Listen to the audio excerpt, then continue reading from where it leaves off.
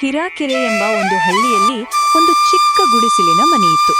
ಆ ಜೋಪಡಿಯಲ್ಲಿ ಕಮಲಾ ಎನ್ನುವ ಮಹಿಳೆ ಇದ್ದಳು. ಕಮಲನ ಗಂಡ ಅವಳು ಮದುವೆಯಾಟಿ 3 ವರ್ಷಕ್ಕೆ ತೀರಿಕೊಂಡಿದ್ದರು. ಕಮಲಾಗೆ ಒಬ್ಬ 15 ವರ್ಷದ ಮಗನಿದ್ದನು. ಅವರ ಜೊತೆ ಕಮಲಾ ಅವರ ಅತ್ತೆಯೂ ಇರುತ್ತಿದ್ದರು. ಇವರ ಈ ಗುಡಿಸಿಲಿನ ಮನೆಯಲ್ಲಿ ಪ್ರೀತಿ ಇತ್ತು, ಆದರೆ ಬಡತನ ತುಂಬಾ ಇತ್ತು. ತಿನ್ನಲು ಒಂದು ಹೊತ್ತಿನ ಊಟಕ್ಕೂ ಇವರು ಪರದಾಡಬೇಕಾಗಿತ್ತು. ಅಮ್ಮ ಅಮ್ಮ, ನನಗೆ ತುಂಬ ಹೊಟ್ಟೆ ಹಸಿದಿದೆ. ನನಗೆ ಏನಾದರೂ ಊಟ ಕೊಡು. ಎಲ್ಲ ನನ್ನ ಗೆಳೆಯರು ಅವರಿಗೆ ಬೇಕಾದದ್ದನ್ನು ತಿಂದು ಮಲಕ್ಕೊಳ್ತಾರೆ. ಆದರೆ ನಾನು ದಿನೇ ಹೊಟ್ಟೆ ಹಸಿವಿನಿಂದಲೇ ಮಲಕ್ಕೊಳ್ಬೇಕು. ಮಗನೇ, ಚಿಂತೆ ಮಾಡಬೇಡ. ನಾನು ಎಷ್ಟೇ ಕಷ್ಟಪಟ್ಟರೂ ಈ ಮನೆಯನ್ನು ನಡೆಸಿಕೊಂಡು ಹೋಗಲು ಆಗುತ್ತಿಲ್ಲ. ಆದರೆ ಚಿಂತೆ ಮಾಡಬೇಡ. ಇವತ್ತು ನಮಗೆ ಊಟ ಸಿಗದಿದ್ದರೂ ನಾಳೆ ಸಿಕ್ಕೇ ಸಿಗುತ್ತದೆ. ಚಿಂತೆ ಮಾಡಬೇಡ. ಆದರೆ ಇವತ್ತು ಸ್ವಲ್ಪ ತಡೆದುಕೋ. ಅಲ್ಲಿಯೇ ಕುಳಿತುಕೊಂಡ ಕಮಲಾ ಅವರ ಅತ್ತೆ ತುಂಬಾ ದುಃಖದಿಂದ ಹೀಗೆ ಹೇಳುತ್ತಾರೆ. ದೇವರು ಎಲ್ಲವನ್ನೂ ನೋಡುತ್ತಿರುತ್ತಾನೆ. ನೀನಾದರೂ ಏನು ಮಾಡುವೆ? ಮನೆಯ ಜವಾಬ್ದಾರಿಯೆಲ್ಲ ನಿನ್ನ ಮೇಲಿದೆ. ನೀನು ಒಂದು ಹೆಣ್ಣು ಮಗು. ಹೊರಗೆ ಹೋಗಿ ಹೇಗೆ ಕೆಲಸ ಮಾಡುವೆ? ಇಲ್ಲ ಅತ್ತೆ, ನಾವು ಹೆದರಿ ಜೀವನ ಏಕೆ ಮಾಡಬೇಕು? ದೇವರು ದುಡಿಯಲು ನನಗೂ ಶಕ್ತಿಯನ್ನು ಕೊಟ್ಟಿದ್ದಾನೆ. ನನ್ನ ಕೈಯಲ್ಲಾದಷ್ಟು ದುಡಿಯುತ್ತೇನೆ. ನನ್ನ ಕೈಯಲ್ಲಿ ದುಡಿಯಲು ಆಗದೇ ಇದ್ದರೆ ಈ ಕೈ ಚಾಚಿದರೆ ಸಾಕು, ಯಾರಾದರೂ ಒಬ್ಬರು ದಾನ ಮಾಡುತ್ತಾರೆ. ಎಷ್ಟೇ ಕಷ್ಟಪಟ್ಟಾದರೂ ನಾನು ಮನೆಯನ್ನು ಸಾಗಿಸುತ್ತೇನೆ. ಆದರೆ ನನ್ನ ಮಗುವನ್ನು ನಾನು ಹೊಟ್ಟೆ ಹಸಿವಿನಿಂದ ಇರುವುದನ್ನು ನೋಡಲಾರೆ. ಮಾರನೆಯ ದಿನ ಬೆಳಗ್ಗೆ ಊರಿನ ಸ್ವಲ್ಪ ಜನರು ಒಂದು ಕಟ್ಟೆಯ ಮೇಲೆ ಕುಳಿತುಕೊಂಡು ಹೀಗೆ ಮಾತನಾಡಿಕೊಳ್ಳುತ್ತಿದ್ದರು. ನೀವು ಕೇಳಿದಿರಾ ನಿನ್ನೆ? ಕಮಲಾನ ಮಗ ಹೊಟ್ಟೆ ಹಸಿವಿನಿಂದ ತಲೆ ಸುತ್ತಿ ಬಿದ್ದಿದ್ದನಂತೆ. ಇವಳ್ದು ಬರೀ ಇದೇ ಆಯಿತು. ಗಂಡ ಸತ್ತಾಗಿನಿಂದ ಮಗನಿಗೆ ಚೆನ್ನಾಗಿ ಊಟ ಹಾಕಲು ಕೂಡ ಇವಳ ಕೈಯಲ್ಲಿ ಆಗುತ್ತಿಲ್ಲ. ಪಾಪ, ಏನು ಮಾಡಬೇಕು? ಗಂಡ ಸತ್ತ ವಿಧವೆ. ಹೌದು, ನೀನು ಹೇಳುವುದು ಸರಿಯಾಗಿಯೇ ಇದೆ. ಇವಳು ಖಂಡಿತವಾಗಿಯೂ ಸಹಾಯ ಕೇಳಿಕೊಂಡು ಬಂದೇ ಬರುತ್ತಾಳೆ. ಆದರೆ ಇವಳು ಕಾಡಿಗೆ ಹೋಗುತ್ತಾಳೆ. ಕಟ್ಟಿಗೆಯನ್ನು ತಂದು ಮಾರುತ್ತಾಳೆ. ಒಂದು ಹೊತ್ತು ಊಟವಾದರೂ ಇವಳು ಸಾಗಿಸುತ್ತಾಳೆ. ಆದರೆ ಇದುವರೆಗೂ ಯಾರ ಹತ್ತಿರನೂ ಇವಳು ಕೈ ಚಾಚಿಲ್ಲ. ಇವಳು ಖಂಡಿತವಾಗಿಯೂ ತುಂಬ ಧೈರ್ಯವಂತ ಹೆಣ್ಣುಮಗಳು. ಇವರು ಮಾತನಾಡುತ್ತಿರುವಾಗ ಅದೇ ಸಮಯದಲ್ಲಿ ಕಮಲಾ ಅವರ ಹತ್ತಿರ ಹೋಗುತ್ತಿರುತ್ತಾಳೆ. ಅವರ ಮಾತುಗಳು ಇವಳ ಕಿವಿಗೆ ಬೀಳುತ್ತವೆ.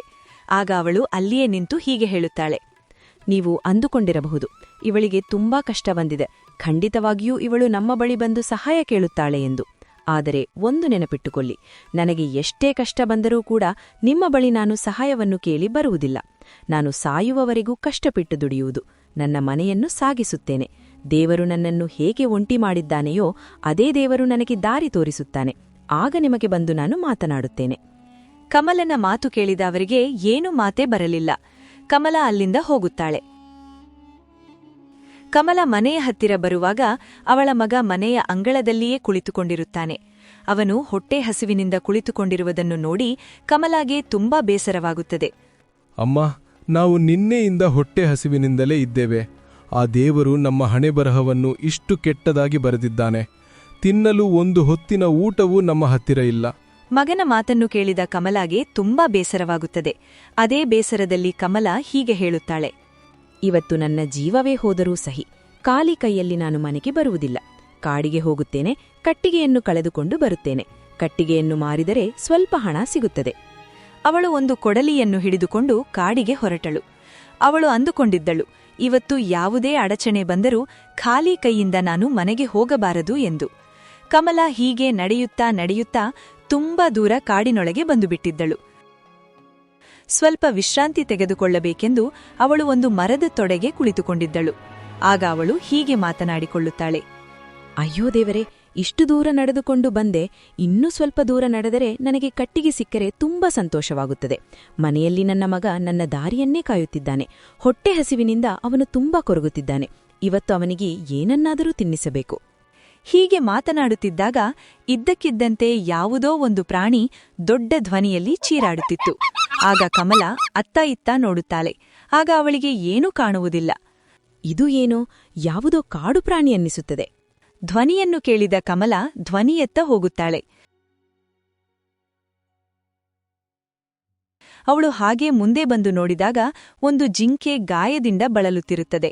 ಅದನ್ನು ನೋಡಿದ ಇವಳು ಹೀಗೆ ಮಾತನಾಡುತ್ತಾಳೆ. ಅಯ್ಯೋ ದೇವರೇ, ಇದು ಒಂದು ಜಿಂಕೆ. ಇದಕ್ಕೆ ಯಾರೋ ಗುಂಡು ಹೊಡೆದ ಹಾಗೆ ಇದೆ. ಇದನ್ನು ನಾನು ಹೀಗೆ ಬಿಡಬಾರದು. ಹೀಗೆ ಬಿಟ್ಟರೆ ತಪ್ಪಾಗುತ್ತದೆ. ಪಾಪ ಅದಕ್ಕೆ ಹೇಗಾದರೂ ಮಾಡಿ ನಾನು ಸಹಾಯ ಮಾಡಬೇಕು. ಕಮಲ ಹೀಗೆ ಮಾತನಾಡುತ್ತಿರುವಾಗ ಜಿಂಕೆ ತಾನಾಗಿಯೇ ಮನುಷ್ಯರ ಮಾತಿನಲ್ಲಿ ಹೀಗೆ ಹೇಳುತ್ತದೆ. ದಯವಿಟ್ಟು ನನಗೆ ಸ್ವಲ್ಪ ಸಹಾಯ ಮಾಡು. ನಾನು ಕಾಡಿನಲ್ಲಿ ಹೋಗುತ್ತಿರುವಾಗ ಯಾರೋ ಒಬ್ಬ ಶಿಕಾರಿ ನನ್ನ ಮೇಲೆ ದಾಳಿಯನ್ನು ಮಾಡಿದ. ಅವನಿಂದ ನಾನು ಹೇಗೋ ತಪ್ಪಿಸಿಕೊಂಡು ಬಂದೆ. ಆದರೆ ಇನ್ನು ಮುಂದೆ ನನಗೆ ಹೋಗಲು ಆಗುತ್ತಿಲ್ಲ. ದಯವಿಟ್ಟು ನನಗೆ ಸಹಾಯ ಮಾಡು. ಜಿಂಕೆಯ ಮಾತನ್ನು ಕೇಳಿದ ಕಮಲ ಬೆರಗಾದಳು. ಜಿಂಕೆಯನ್ನು ನೋಡುತ್ತಾ ಕಮಲ ಹೀಗೆ ಹೇಳಿದಳು. ಅಯ್ಯೋ ದೇವರೇ, ಏನಿದು? ಜಿಂಕೆ ಮನುಷ್ಯರ ಮಾಟಿನಲ್ಲಿ ಮಾತನಾಡುತ್ತಿದೆ. ನಾನು ಕನಸು ಕಾಣುತ್ತಿಲ್ಲ ಅಲ್ಲವೇ? ಇಲ್ಲ ಮಹಿಳೆ, ನೀನು ಕನಸು ಕಾಣುತ್ತಿಲ್ಲ. ನನಗೆ ದೇವರು ಆಶೀರ್ವಾದ ಮಾಡಿದ್ದಾರೆ. ನಾನು ಮನುಷ್ಯರ ಮಾತನ್ನು ಮಾತನಾಡಬಹುದು. ಆದರೆ ಇದುವರೆಗೂ ನಾನು ಯಾರ ಹತ್ತಿರನೂ ಮಾತನಾಡಿಲ್ಲ. ದಯವಿಟ್ಟು ನನಗೆ ಸಹಾಯ ಮಾಡು. ಈ ನೋವನ್ನು ನನಗೆ ತಡೆದುಕೊಳ್ಳಲು ಆಗುತ್ತಿಲ್ಲ. ದಯವಿಟ್ಟು ಸಹಾಯ ಮಾಡು. ನಿನ್ನ ಉಪಕಾರವನ್ನು ನಾನು ಎಂದಿಗೂ ಮರೆಯುವುದಿಲ್ಲ. ಈ ಮಾತನ್ನು ಕೇಳಿದ ಕಮಲಾಗೆ ತುಂಬಾ ಬೇಸರವಾಯಿತು. ಹೇ ಮಾಯಾ ಜಿಂಕೆ, ನನ್ನ ಮಗ ಮನೆಯಲ್ಲಿ ಹೊಟ್ಟೆ ಹಸಿವಿನಿಂದ ಬಳಲುತ್ತಿದ್ದಾನೆ. ಅವನಿಗೆ ಊಟ ಹಾಕಲು ನಾನು ಕಾಡಿಗೆ ಕಟ್ಟಿಗೆಯನ್ನು ಕಡಿಯಲು ಬಂದಿದ್ದೇನೆ. ನಾನು ನಿನಗೆ ಹೀಗೆ ಆಶ್ರಯ ಕೊಡಲಿ?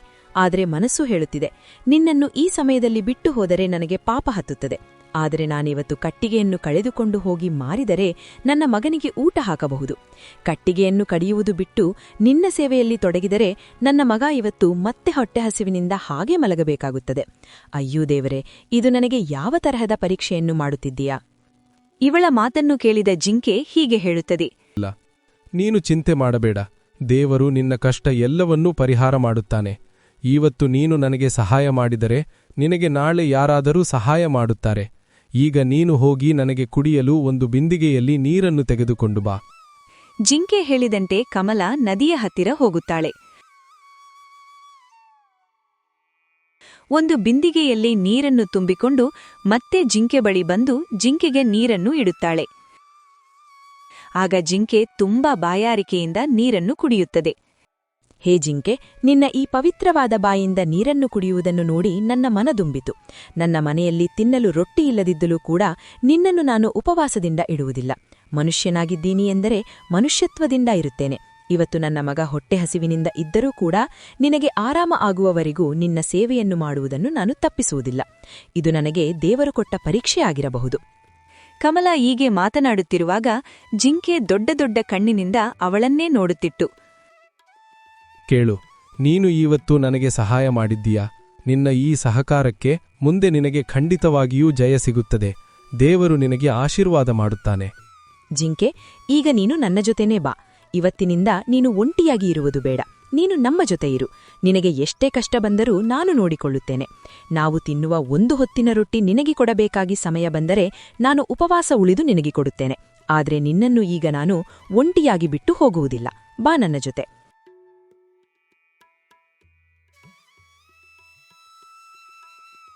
ಗೆಳೆಯರೇ, ಮುಂದೆ ಏನಾಯಿತು ಅಂತ ನೋಡಲು ಪಾರ್ಟ್ ಅಂತ ಕಾಮೆಂಟ್ ಮಾಡಿ ಮತ್ತು ಈ ವಿಡಿಯೋಗೆ ಒಂದು ಲೈಕ್ ಕೊಟ್ಟು ಚಾನೆಲ್ ಅನ್ನು ಸಬ್ಸ್ಕ್ರೈಬ್ ಮಾಡಿ ಇಟ್ಟುಕೊಳ್ಳಿ. ಪಾರ್ಟ್ 2 ಶೀಘ್ರದಲ್ಲಿ ಬರುತ್ತದೆ.